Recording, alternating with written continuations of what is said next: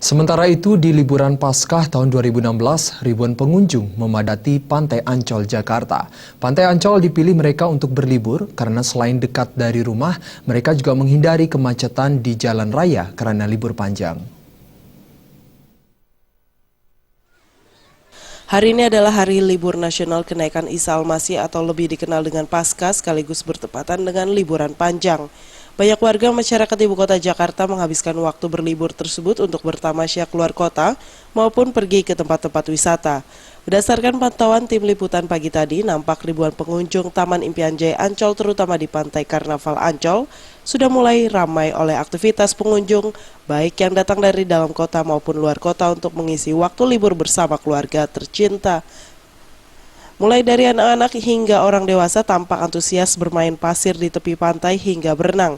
Pengunjung memilih tempat ini selain harga tiket masuknya yang terjangkau, tempat ini juga dekat dengan rumah mereka. Mengisi waktu libur di pantai ini juga sebagai alternatif untuk menghindari kemacetan lalu lintas jika harus berkunjung ke keluar kota seperti puncak atau daerah wisata lainnya. Mau liburan aja. Liburan? Iya. Liburan tanggal merah Paskah? Iya, tanggal merah. Pantai mungkin ya, anak-anak jarang ke pantai dan murah juga sih dibandingkan tempat liburan lain.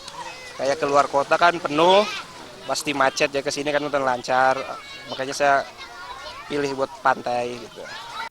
Lebih dekat kali ya, lebih simpel, lebih jaraknya nggak jauh mungkin dari rumah gitu aja mungkin.